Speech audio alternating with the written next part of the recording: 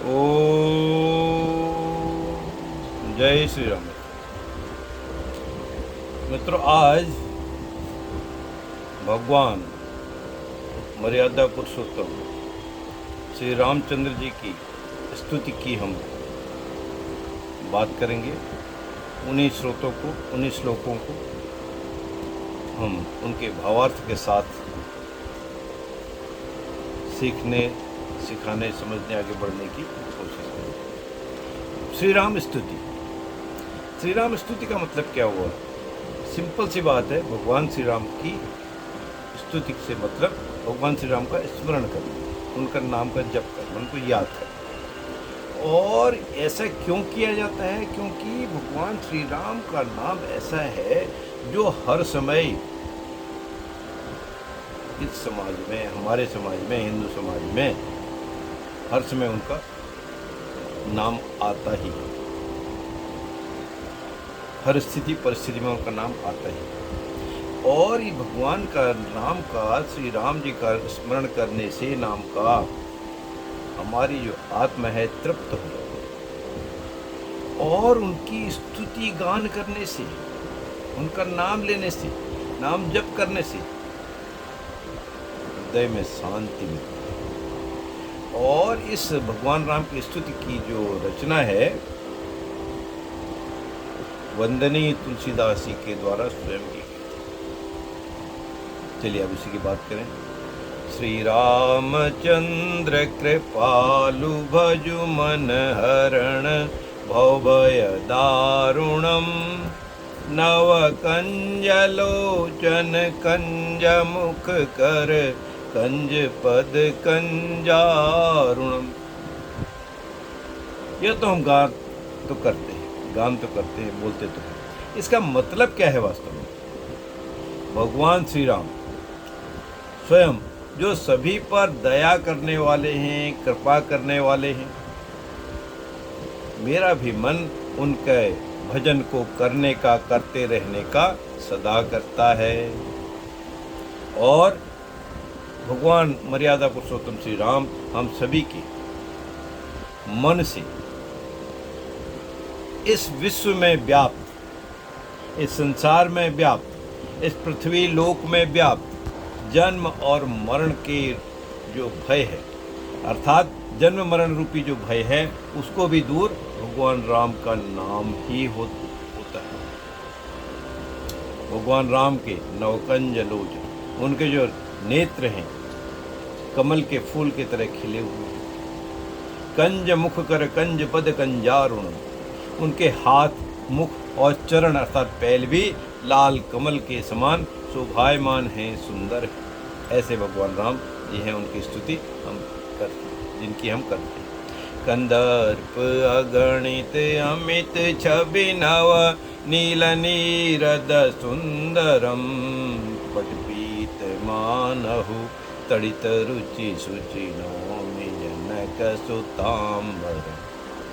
भगवान श्री राम का रूप, स्वरूप असंख्य कामदेवों से भी सुंदर है और अधिक मनमोहक है। कंदर्प अगणित अमित छवि नव नील नीरद सुंदर। उनका शरीर का रंग जैसे नए बने हुए, नए निकले हुए घने और नीले बादल के समान। पटपीत मानहु तड़ित रुचि शुचि नौमि जनक सुतांबरम। उनका जो पीतांबर रूपी मेघ के समान शरीर है, उसमें बिजली के समान कांति है, चमक है। और वे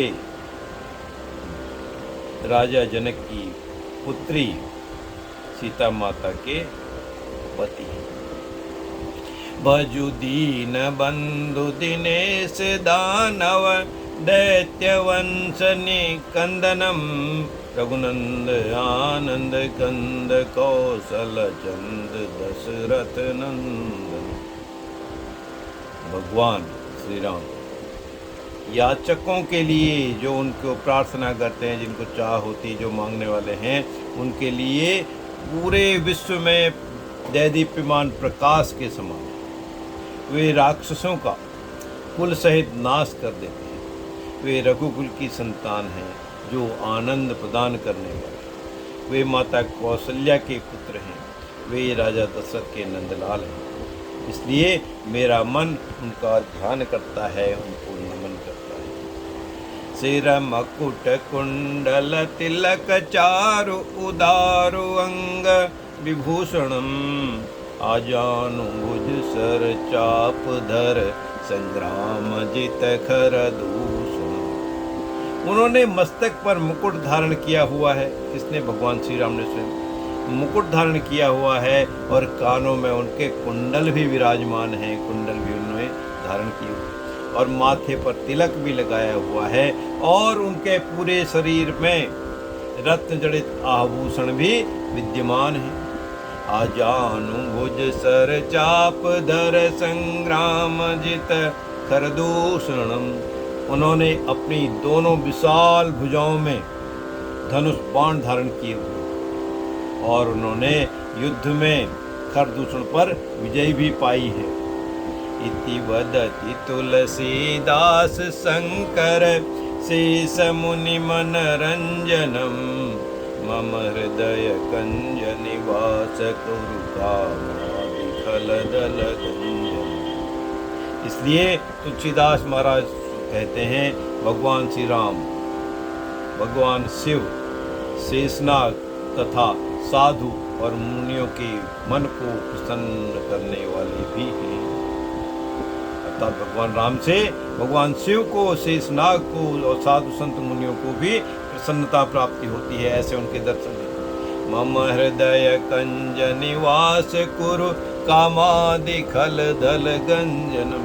इसलिए हे मर्यादा पुरुषोत्तम भगवान श्री राम, आप मेरे हृदय में कमल के पुष्प की तरह निवास करो और मेरे मन से सारी इच्छाएं, कामनाएं, बुराइयों को निकाल दो और सदा मैं आपका स्मरण करता रहूं, आपका ध्यान करता रहूं।